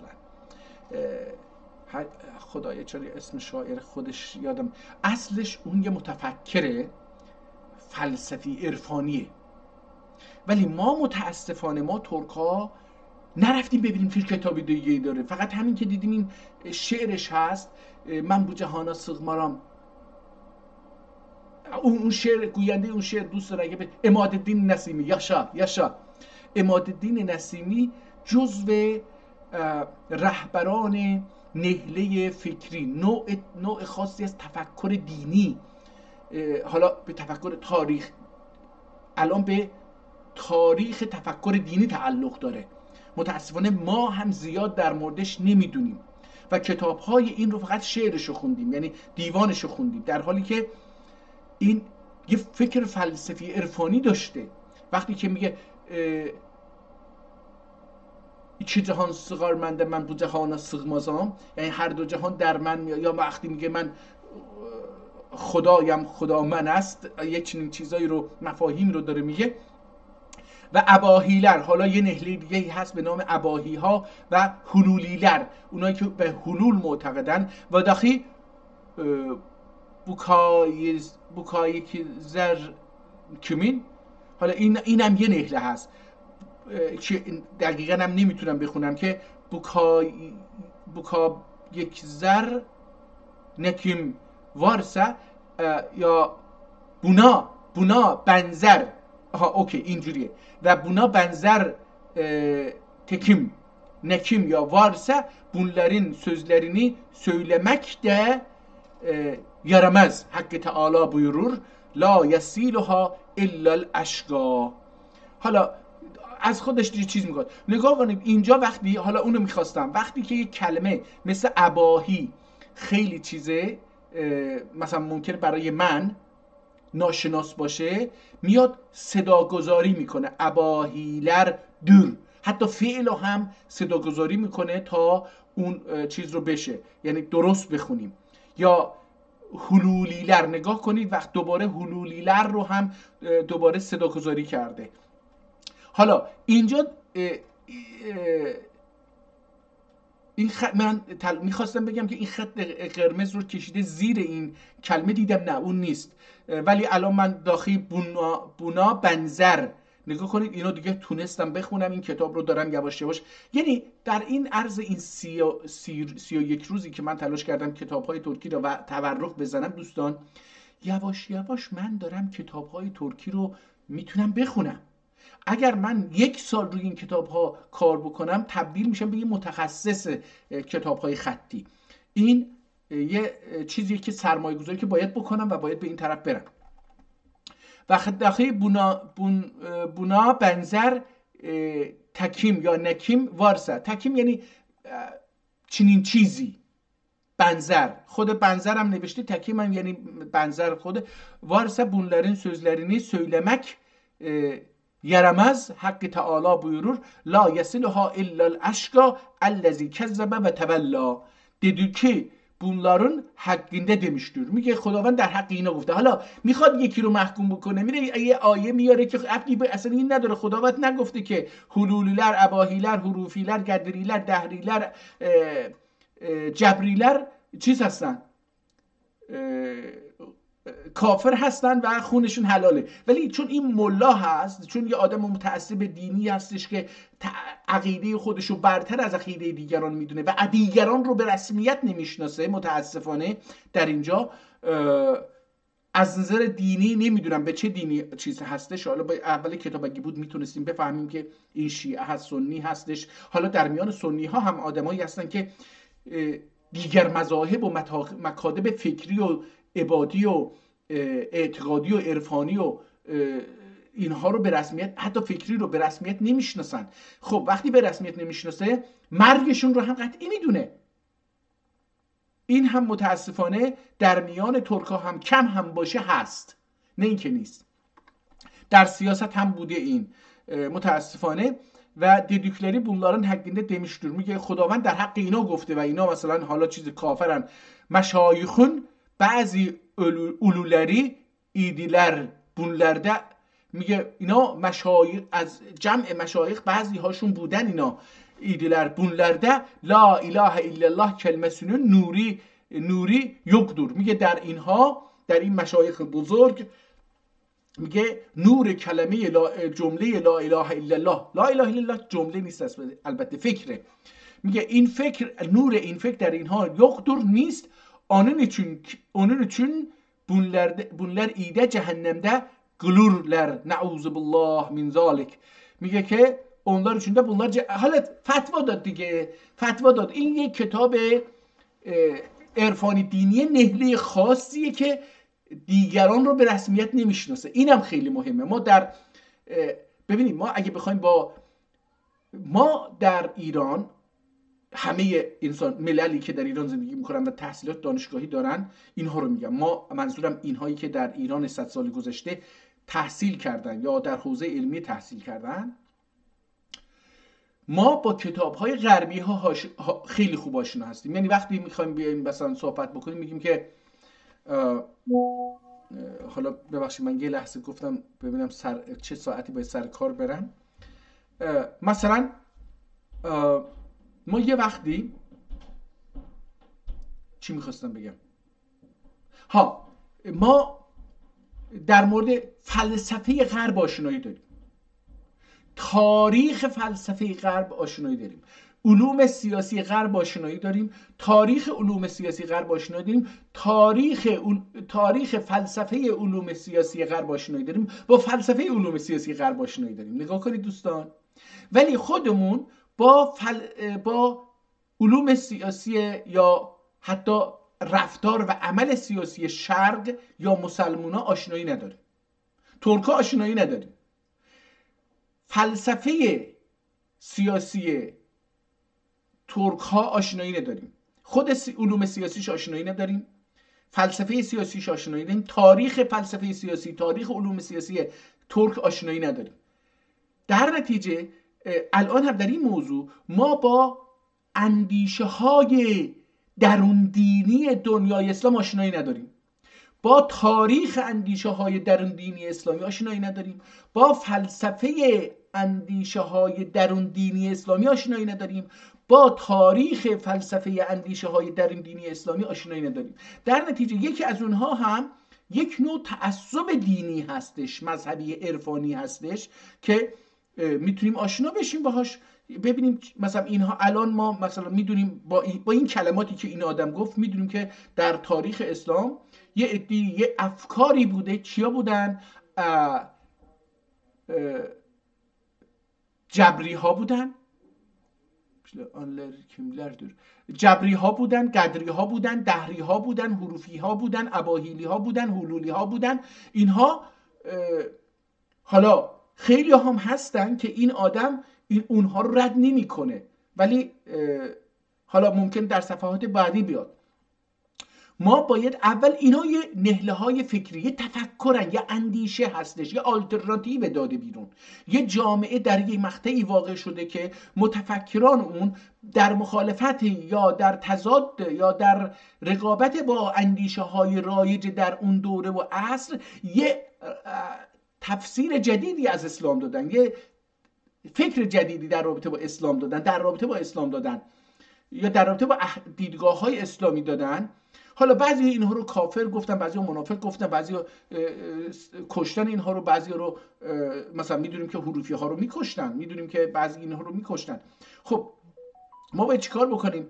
ما در اصل اگه بخوایم باید این نهله های فکری رو به درستی بشناسیم. چه کسانی طرفداران نهله های فکری بودن؟ اولین رهبرشون، اولین فردی که این رو گذاشته بنیانگذاری کرده کی بوده؟ دومیش چی بوده؟ چه کار کرده؟ چه چیزایی اضافه کرده؟ چه چیزایی کم کرده؟ اینها رو سومی، چهارمی، دهمی، بیستمی در نهله مثلا جبری ها رو بدونیم و بدونیم که فکرشون چیه در مورد زندگی، در مورد انتخاب، در مورد رفتار، در مورد سیاست، در مورد دولت، در مورد سرزمین و مملکت و اشغال و سرمایه و پول و زندگی و مرگ و دنیا و آخرت و اینها و خیلی چیزا چجوری فکر میکنن. حالا ما از همه اینها بریدیم. اتفاقا در زمانی دولت‌های اسلامی و ترک در قدرت بودن که این نهله‌های فکری در اون جامعه وجود داشتن و مردم میشناختن و این افرادی مثل این نویسنده اونها رو دشمن میدونستن و خواستار مرگ اونها بودن. اینها چیزایی که ما باید بدونیم. به هر حال با خوندن یک چنین کتاب‌هایی که حتی متعصبانه هستش به نظر من، ما با تاریخ، من حداقل در اینجا متوجه شدم که آقا 4-5 تا 1 2 3 4 5 تا مکتب بوده که این نویسنده با اونا مخالفه و اونها رو یا کافر میدونه یا منافق میدونه. به هر حال میدونه که اینا میرن جهنم، به جای خدا نشسته حکم داده. اینجوری بهترم، من با عینک خیلی بهترم برای اینکه چشم درد نمیکنه. Bunun için bunlar idi. Cehennemde gülür. Nauzu billah min zalik. Ol birdir lümna fakirler kim vardır? Resulullah sallallahu aleyhi ve sellem. Hala اینجا o bir durlumna fakirler kim vardır? Resul Hazret aleyhisselam onların hakkında buyurur. حالا اینجا یک کلمه بود که نتونستم بخونم. با خوندن کتاب این کلمه هم برام روشن خواهد شد در متنهای بعدی، در کلمات بعدی چشم بیشتر عادت میکنه و میتونم بخونم. onların hakkında buyurur. سلاس منکن فهو منافق. میگه 3 تا از این منکن، از اونها 3 نفر یا 3 گروه وجود دارن. فهو منافقون، بری منافق دی و من کان خصلتون منها فیه خصلتون من النفاق. حالا حدیث رو داره، یه حدیثی یا درسته یا غلطه. حالا میدونی وقتی که یکی یه اعتقادی رو داره میتونه حدیث جلب کنه و من کان، خب اینا گفتیم حتی یدعوها و این سامه و سلا و زعم انه مسلم. میگه که حتی اگر روزه بگیره، نماز، الان نماز نه، صلات به جا بیاره، سلا بکنه، صلات به جا بیاره، نماز گفتیم که هر کسی بگه نمازش باطله، برای اینکه همونطور که دوستان هر کس در نمازش اذانش بگی که اشهد ان علی ولی الله، نمازش باطله. هر کس بگی که من نماز میخونم، نمازش باطله، برای اینکه نماز کلمه اسلام نیست. کلمه خدا نیست، کلمه قرآن نیست. نماز مال مجوس هاست، مال زرتشتی هاست. شما نمیتونید بگی من مسلمانم، به گفته حضرت محمد و بر اساس قرآن و اسلام میخوام عبادت بکنم و بیاد بگی که حالا تو نیتتون میگیم نماز میخونم، یعنی برای اون دین دیگری که زرتشتی یا مجوسیه دارم عبادت اون رو به جا میارم. در نتیجه نماز نمیتونی بگی، باید بگیم صلات به جا میارم، من صلات ادیرم، صلات قılıram. Qılmaq انجام دادنه. صلات قılıram، صلات yerine getiririm. و زعم انه مسلم اذا حدث کذب و اذا وعد خلف و اذا تمن خانه. Yəni demək olur ki, 3 xislət vardır kimdə, kim 3 xislət ölsə tamam münafiqdir və hər kimdə kim üçünün birisi ölsə münafiqliğin 3 bəxşindən birisi ondadır. Ta ani tərk edib tövbə etməyincə münafıq sifətindən qurtulmaz. Tamam müsəlman olmaz.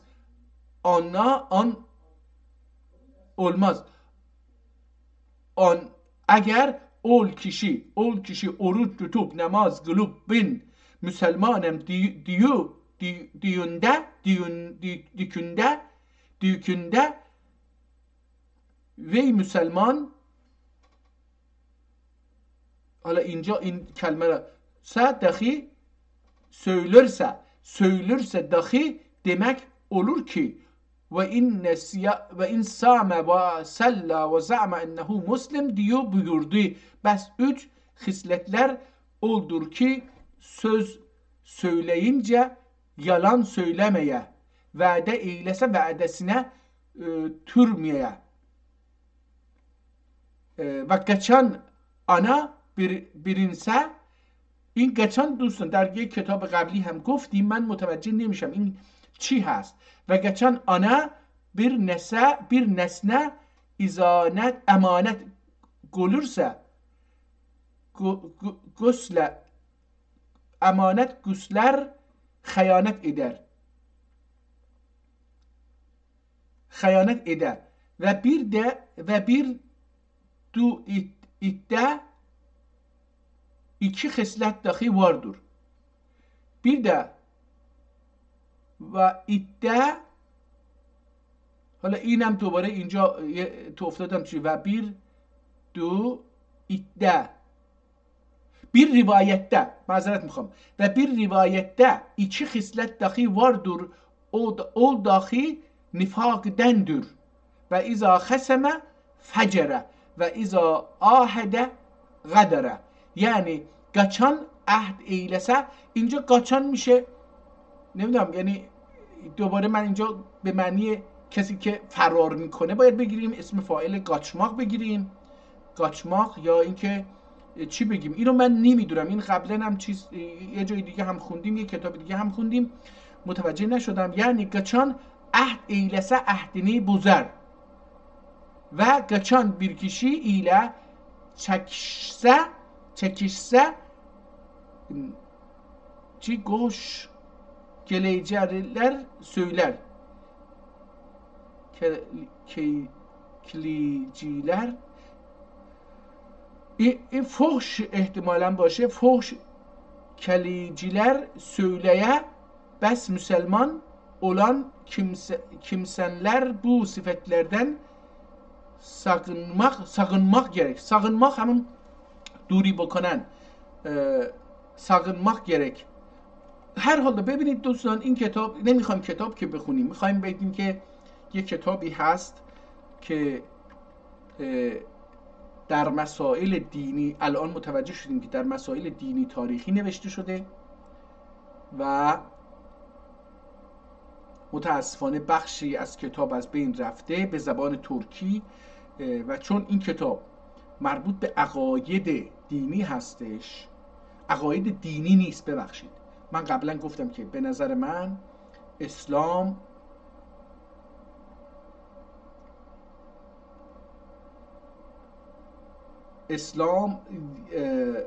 اون چیزی که خدا گفته، اگر گفته اون چیزی که خدا گفته و اگر قرآن رو خدا فرستاده و اگر دست درش برده نشده، اسلام اونه.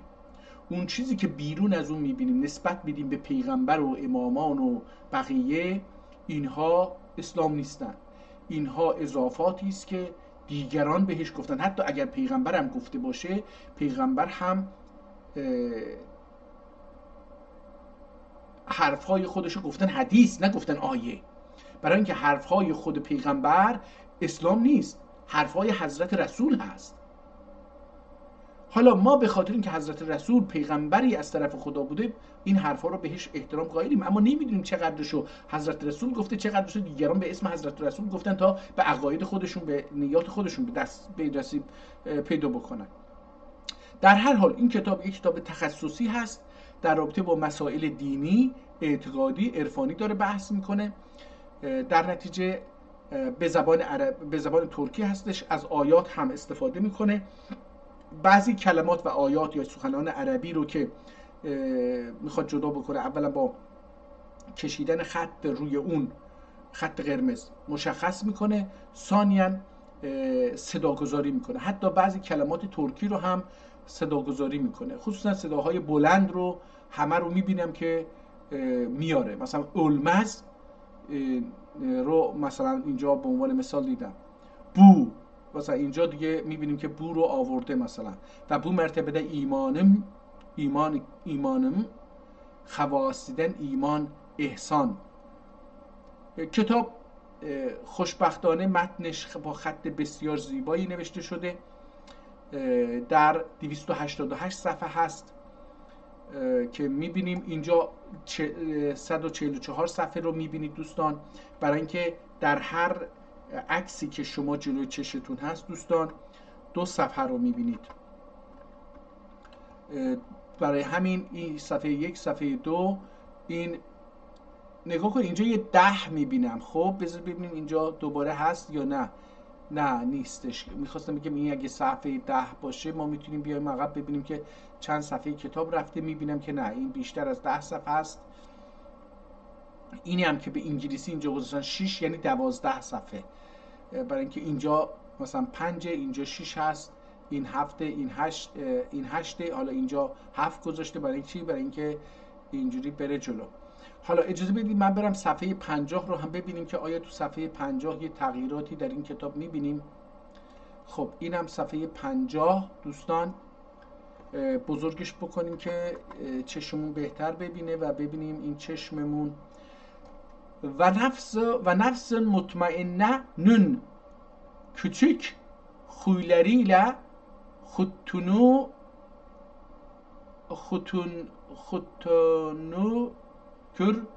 kürtake gebrün sana cennet باغچه‌lerinden bir باغچه ola. حالا اینجاشو یه مقدار دیدی که یهو افتادیم وسط یه چیزی دیگه، حالا چشمونم عادت باید بکنه و اینا، با کلمات قبلی ماشینا بشیم تا بتونیم بخونیم. ولی خب اینو اینجا مثلا نتونستم بخونم. خود تا چه. حالا اینجا رو دیگه از اینجا تا که قبر سنه جنت باغچه‌lerinden bir باغچه öle ve Şeyh Safi rahmetullah aleyh idir bir kimse tasfiye kalbe niyet etse kecindendir. Yani دیر نیستش که لا اله الا الله demek مشغول اولسه دمکه مشغول اولسه دخی تصفیه تمام باطن etmedin ölese ani qabrine koydukları vakten zikrün nuri ana gelir qabrinde gerin olur ve mecmu havam ve haşerati yugari gönderir. Ol meyyit selamet kurtulurmuş ve حالا داره توضیح میده که آقا اگر لا اله الا الله بگید و از دلت، حالا میگه ایمان داشته باشید دیگه، ایمان داشته باشید دیگه، وقتی هم بمیرید قبرتون بذارن اون ایمانتون میاد شما رو نمیذاره این حشرات بخورن. اینگار که مثلا حشرات بخورن چی میشه؟ مثلا اونی که مرده دیگه، حالا مرده دیگه، دیر و زود باید حشرات بخورنش یا تبدیل بشه به خاک. به هر حال یک نوع عقیده، یک نوع نگاه دیگه داره تلاش میکنه ایدئولوژی بسازه و بر اساس این ایدئولوژی انسانها رو به ایمان، به اون ایدئولوژی جلب بکنه. خب داریم میبینیم که دوباره اینها هستش. حالا ببینیم وصدق رسول الله چی میگه اینجا. وصدق حبیب الله، وصدق رسول الله، وصدق حبیب الله. حبیب الله هم میشه یاران حضرت رسول. اینجا هم دیگه کتاب ترکیه، مثلا من از اینجا شروع بکنم از یه جایی. Evvel meta ile itibar bulup mügerreblerden olan zira bu emellerin nuri kişiden ayrılmaz ebeda la illa bad der amdi bad illa ilal abad de ilal abaddur. Bakın ilal abad رو نوشته ilal abad. ilal abaddur. İmdi ey aziz ömrü ki zayi eylemedik. Ölüm dedikleri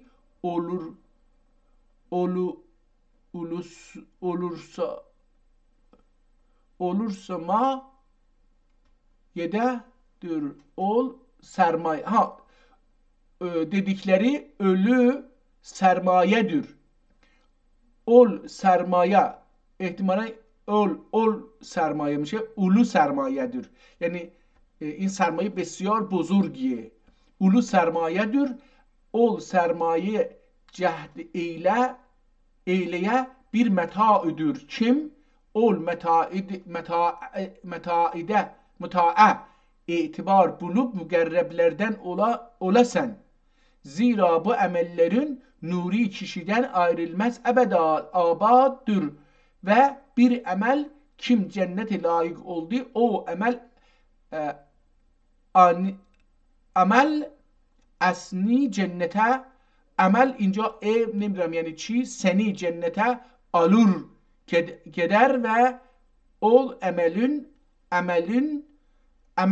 hazrete layık olur seni. olur asni. اینجا دوباره همون چیزو، اینو باید بدونیم این اسنی یعنی چی، اسنی یعنی چی. اگه چون که هر دو جا به یه شکل املا کرده این رو، این کلمه هم چیز جالبیه که olur. حالا کتاب همینجوری به ترکی ادامه پیدا میکنه. اعتقادی هستش، نحله خاصی رو داره نمایندگی میکنه. بریم صفحه آخر دیگه، من یواش یواش باید پاشم برم سر کار، خیلی دیر شد.